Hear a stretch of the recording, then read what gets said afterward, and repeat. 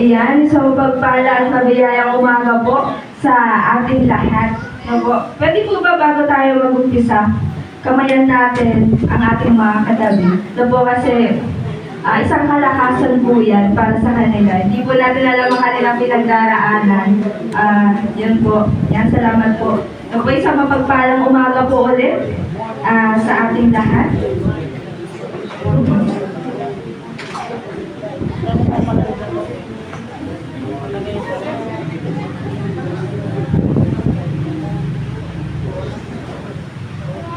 Amen. Po, last Friday po, yung mga umattend, pinag-usapan po natin yung 7 huling wika na binigkas ng ating Panginoon bago siya mamatay. But today po, is a Resurrection Sunday. So po, inaalala po natin ang pagkabuhay ng ating Panginoong Jesus. Kasi po, kung may isang pinakamahalagang pangyayari man, yun ay yung muling pagbago ng ating Panginoon mula sa libingan. At mamaya po pag-uusapan natin kung bakit siya higit na mas mahalaga kaysa sa kapanganakan, kaysa sa kamatayan ng ating Panginoong Jesus. So po, at bago po ang lahat, basahin po natin ang ating talata sa 1 Corinto, chapter 15, verse 12 to 22. Sabi po dyan, ngayon, kung ipinapangaral namin si Kristo'y muling nabuhay, bakit sinasabi ng ilan sa inyo na hindi nabubuhayin muli ang mga patay? Kung totoo iyan, lilitaw na hindi muling binuhay si Kristo. At kung si Kristo ay hindi muling binuhay, walang kabuluhan ng aming pangangaral at walang katuturan ng iyong pananampalataya. Kung ganoon, lilitaw na kami mga sinungaling na saksi ng Diyos dahil pinatotohanan namin na muling binuhay ng Diyos si Kristo, ngunit hindi naman pala. Kung talagang walang muling pagkabuhay ng mga patay, kung hindi muling binubuhay ang mga patay, hindi rin muling binuhay si Kristo. At kung hindi muling binuhay si Kristo, kayo'y nananatili pa rin sa inyong mga kasalanan at walang katuturan ng inyong pananampalataya. Hindi lamang iyan, lilitaw pa na ang lahat ng mga namatay na sumampalataya kay Kristo ay napahamak. Kung ang pag-asa natin kay Kristo ay para lamang sa mundong ito, tayo na ang pinakakawawa sa lahat ng tao. Ngunit sa katunayan, si Kristo'y muling binuhay at ito'y katibayan na muling ang bubuhayin ang mga patay. Kung paanong dumating ang kamatayan sa pamamagitan ng isang tao, gayon din naman, dumating ang muling pagkabuhay sa pamamagitan din ng isang tao. Sapagkat kung paanong namamatay ang lahat dahil sa kanilang kaugnayan kay Adan, gayon din naman, mabubuhay ang lahat dahil sa kanilang kaugnayan kay Kristo Jesus. Amen. Minsan pa tayo po'y manalangin sa ating Panginoon. Ama naming Diyos na makapangyarihan sa lahat, muli kami po ay nagpapasalamat, Panginoon, sa umagang ito, sa isa na namang pagkakataon, Panginoon, na kami matuto, kami makarinig ng iyong salita. Dalaan po, Diyos, na patuloy mo akong itago sa iyong likuran. Ikaw lamang po yung makita, Panginoon. Ikaw lamang po yung makilala. Help me, Lord, Panginoon. Help me open the minds, open our hearts, Panginoon, sa mga sasabihin mo, sa mga ituturo mo sa amin sa umagang ito. Iyaman sa ina namin ipinagkakatiwala ang lahat. Purihin ka sa pangalan mo, Jesus. Amen. Po. Ayun po, isang mapagpalang umaga po ulit sa ating lahat. Po. When I was young, nung ako'y bata pa at hindi pa nakakilala sa ating Panginoon, isa po talaga sa kinakaayawan ko ay ang Holy Week. Kasi naalala ko po noon, pakiramdam ko parang lahat ng tao nagbuluksa. Mapasalabas ka man, mapasabahay ka man, na makikita mo sa labas, bakas na mga dugo sa sahig, sa dingding at sa kung saan pa man. At mapasabahay ka man, lalo na kapag yung magulang mo, Katolik, hindi mo pwedeng gawin ito. Hindi ka pwedeng mag-ingay. Hindi ka pwedeng kumain ito. Even sa television po, hindi mo mapapanood yung mga paborito mong palabas Kasi temporary silang pinapalitan ng mga the Bible, the Book of Daniel, yung Noah, yung mga palabas na hinango sa Biblia. And I find it boring. No po? Noon para sa akin boring. At walang interest sa puso ko na mapanood yung mga ganyan. But last week po, tinanong po kami ng aming professor doon po sa BPS, sabi niya, if you could live inside the world of Eric Yu, what would it be? Sabi niya, kung mabubuhay ka sa loob ng kahit na anong pelikula, ano kaya ito? At from that moment po, walang ibang tumatakbo sa isip ko, kundi masaksihan yung pagkamatay at muling pagkabuhay ng ating Panginoon.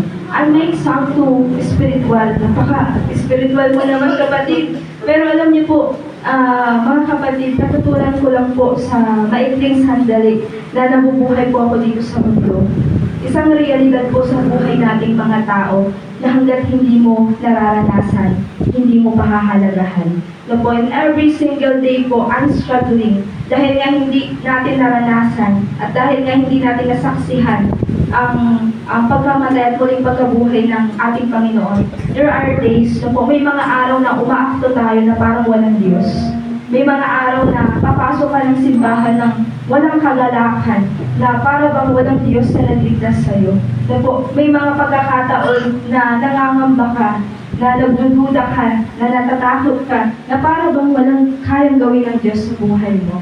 And if I was given a chance po, I want to witness how this life of one rabbi brings hope, not just one, but a billion people in this world. Na po, but it is possible na po, napaka-imposible na. Pero nais ko pong sabihin sa inyo mga kapatid na we don't need that to understand the meaning of the cross. Dahil sapat na ang kanyang mga salita, sapat na ang salita ng Diyos para maunawaan natin kung gaano kalawak at kung gaano kalalim ang kanyang pagmamahal para sa ating lahat. No po? Although a lot of times we forgot what God had done for us, lagi nating nalilimutan kasi hindi natin lubos na nauunawaan kung anong klaseng parusa ang inakon ni Jesus para sa ating lahat. Na po, kahit siya'y anak ng Diyos, hindi siya nanatiling kapantay ng Diyos. Sa halip, pinili niyang ibaba yung kanyang sarili. Ipinanganak siya bilang isang tao, namuhay siya ng matuwid, nagpakumbaba at sumunod sa kalooban ng Diyos. Kahit na yung kalooban na yun magdadala sa kanya sa kamatayan, maging ito man ay kamatayan sa krus. Sabi po ng mga theologians, the crucifixion of Jesus, isa po sa pinaka-barbaric na death penalty in history. When we say barbaric, sabi dyan, extremely cruel, unpleasant, unhuman. Yung hindi ka makakatingin sa hirap na dinanas niya, sa mga sugat na humiwas sa balat at laman niya, sa dugo na bumalot sa kanyang katawan, hindi makatao. Hindi makatao yung nangyari sa ating Panginoong Jesus. Kung pumunta po kayo nung 7 last word, pinaliwanag po sa atin ni Brother Jericho yung naranasan ni Jesus na hindi lang siya basta hampas. Sabi ni Brother Jericho, paghampas daw, sama pati laman. At kung nauunawaan lamang po ito ng lahat ng mga tao, kung alam lang nila kung gaano kalaki ang pagmamahal ng Diyos para sa ating lahat, kung gaano kasukdulan siya magmahal, sila mismo yung makakahanap ng sagot na bakit nga ba kita pupurihin, Panginoon? Bakit nga ba kita papasalamatan, Panginoon? Bakit nga ba kita paglilingkuran, Panginoon? At sa umaga po na ito, the most significant event in the history of the Christianity is the resurrection of Jesus. Yung muling pagkabuhay ng ating Panginoon. Bakit? Dahil ang kanyang muling pagkabangon po ay pasimula ng pagbabago ng buhay. Hindi lang sa iyo, hindi lang sa akin, maging sa buong mundo po. At paulit-ulit ko pong sasabihin sa inyong lahat na the tomb is empty, the cross is empty. Buhay po ang ating pag-asa. Buhay po ang ating Panginoong Jesus. Palakpakan naman po natin ang Diyos. Amen po.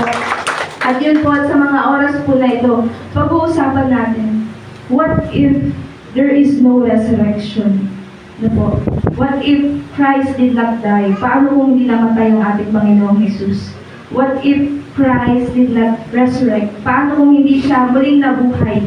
Ano po kaya ang mangyayari? Ano po kaya yung magiging kalagayan nating mga tao? Na po, in 1 Corinthians chapter 15 po, yung mga tao po dito sa Corinto, makikita po natin sa verse 12, naniniwala naman sila na muling nabuhay ang ating Panginoong Jesus, pero hindi sila naniniwala na muling bubuhayin yung mga patay. Pero ang biblical doctrine po kasi natin, yes, mamamatay tayo.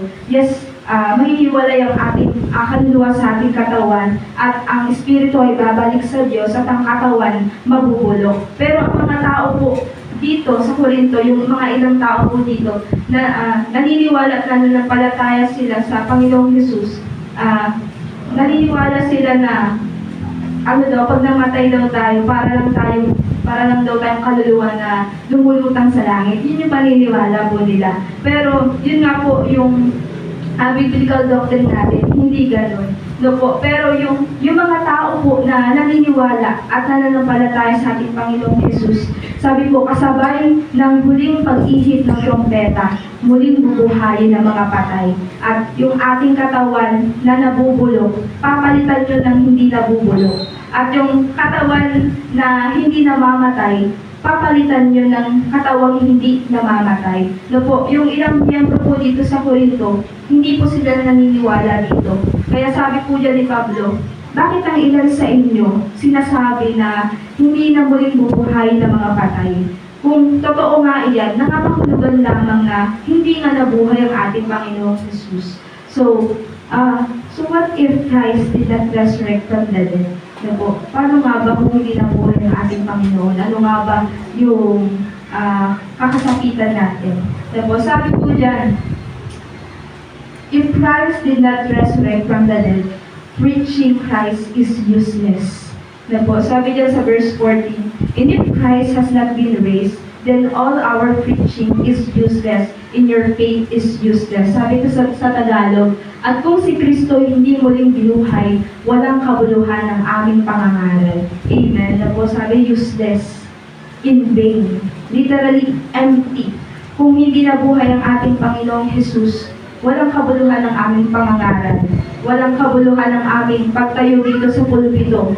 Na po, walang kabuluhan ang aming sinasabi. Walang saysay yung pagpunta nyo rito. Walang saysay yung pakikinig nyo rito. Na kung hindi nabuhay ang ating Panginoong Jesus, nagsasayang lang kayo ng oras dito. Kung hindi nabuhay ang ating Panginoong Jesus, nagsasayang ka lang ng panahon dito. Na po, pangalawa, what if Christ did not resurrect? Sabi dyan, faith in Christ is useless. Na po, sabi dyan sa verse 14, at kung si Kristo hindi muling binuhay, walang kabuluhan ang aming pangangaral at walang kabuluhan ang ating pananampalataya. Sabi po dyan, na hindi totoo yung mga narinig mo, hindi totoo yung mga pinaniniwalaan mo, na umaasa ka sa wala kung hindi nabuhay ang ating Panginoong Jesus. Walang naghihintay sa'yo na buhay na walang hanggan. Walang naghihintay sa'yo ng pagliligtas. Walang pagliligtas na magaganap kung hindi nabuhay ang ating Panginoon. Walang patutunguhan ang ating pananampalataya. Na po pangatlo sabi dyan, what if Christ did not resurrect? Sabi dyan, preacher of the resurrection are liars. Na po, sabi po dyan sa verse 15, and we apostles would all be lying about God, for we have said that God raised Christ from the grave, but that can be true if there is no resurrection of the dead. Sabi ko sa Tagalog, kung ganoon, lilitaw na kami mga sinungaling na saksi ng Diyos. Dahil pinatotohanan namin na muling binuhay ng Diyos si Kristo, ngunit hindi naman pala. Kung talagang walang muling pagkabuhay ng mga patay. No po. So, kami na tumatayo po dito sa inyong harapan, kami na nangangaral ng kanyang salita, kami na nagpapahayag ng salita ng Diyos, kung hindi po nabuhay ang ating Panginoon, kami po ay sinungaling. No po. Kapag sinabi namin, niligtas ka, nagsisinungaling po kami. Sinungaling kami kapag sinabi namin, mahal kayo ng Diyos. Sinungaling kami kapag sinabi namin, pinatawad kayo ng Diyos. Sinungaling kami kapag sinabi namin na may nag-iintay sa inyong magandang buhay pagkatapos ng buhay natin dito sa lupa. No po, yun po yung mangyayari kung hindi nabuhay ang ating Panginoon. No po, pang-apat sabi dyan, if Christ did not resurrect, there is no redemption from sin. No po, mababasa po natin dyan sa verse 17, and if Christ has not been raised, then your faith is useless and you are still guilty of your sin. Na po sabi sa Tagalog, kung hindi muling binuhay si Kristo, kayo'y nananatili pa sa inyong mga kasalanan at walang katuturan ang inyong pananampalataya. Amen. Na po, kung hindi nabuhay ang ating Panginoon, there's no power over death and sin. Kung hindi nabuhay ang ating Panginoon, Jesus failed to defeat Satan. Na po, walang pagliligtas, walang pagpapatawad, walang paglaya ang naganap. Na po, tayo pa rin po ay nasa kalunos-lunos na kalagayan at wala tayong maaasahan if Christ did not rise. Na po, at sabi dyan sa panglima, if Christ did not resurrect, believers would have eternally perished. Sabi dyan sa verse 18, in that case, all who have died believing in Christ are lost. Hindi lamang iyan, dilitaw pa na ang lahat ng mga namatay na sumampalataya kay Kristo ay napahamak. No po, kung hindi nabuhay ang ating Panginoon because of our sin, we will go to hell. No po, at pagbabayaran natin lahat ng kasalanan na ginawa natin. At last po sabi dyan, if Christ did not resurrect, believers would be pitiable people on earth. Sabi po niya sa verse 19, and if our hope in Christ is only for this life, we are more to be pitied than anyone in the world. Na po, kung ang pag-asa natin kay Kristo ay para lamang sa buhay na ito, tayo na ang pinakakawawa sa lahat ng tao. Amen. Na po, if Christ did not rise, tayo na ang pinakakawawa sa lahat ng tao. Na po, because without the resurrection of Christ, we have no hope. Wala tayong kapag-asa. Napakasaklap ng kahihinatnatan natin kung hindi nabuhay ang ating Panginoong Jesus. At may dahilan para tayo magalak sa umagang ito. Because today, we celebrate His resurrection. We celebrate our salvation. We celebrate knowing because of Jesus Christ raised from the dead. No po, death, ibig sabihin ng death has been defeated. Na po, natalo na ni Jesus ang kamatayan. At ang kamatayan po ng ating Panginoong Jesus ang nagbukas ng daan upang ipakita po para sa ating lahat kung paano niya minahal ang isang hamak na makasalanan. Na po, at ang kanyang muli naman pong pagkabuhay ay nagbukas ng pintuan para sa ating lahat na may pag-asa pa. May pag-asa pa mga kapatid sa mga naligaw at nalayo sa Diyos. May pag-asa pa para sa buhay nating sinira ng kasalanan. Sa umagang ito po, lagi tayong babalik sa dahilan ng pag-asa natin. Yun ay walang iba kundi ang ating Panginoong Jesus. He already conquered the dead. He already conquered the grave, and we have now a victory because of Jesus Christ. Napagtagumpayan na ni Jesus ang lahat doon sa krus ng Kalbaryo. Kaya wala sa kamatayan ng huling salita. Wala sa kasalanan ng huling salita because God wins at the end of this thing. Dahil buhay po ang ating Panginoon, may saysay ang ating napapakinggan ngayong umaga. May kabuluhan ang ating pananampalataya. Dahil buhay ang ating Panginoon, totoo ang ating inaasahan. Totoo ang ating pinaniniwalaan. Amen. Kay Kristo, tiyak ang kaligtasan. Kay Kristo, may kapatawaran. Kay Kristo, wala kang dapat patunayan. At sana po, mula sa araw na ito, hindi malimutan ng ating mga puso na sapat ang biyaya ng Panginoon para tayo'y muling makabangon. Amen. As I end this, sabi po, the resurrection of Christ is a proof that Jesus is a God. Yung muling pagkabuhay ng Panginoon, nagpapatuloy lamang na Diyos ang ating sinasamba sa umagang ito. Nagpapatuloy lamang na Diyos yung inaawitan natin kanina. Amen. Yun lamang po sa umagang ito. Palakpakan po natin ang ating Panginoon. Ating kanta. Tinatawagan ko po ang ating pastor.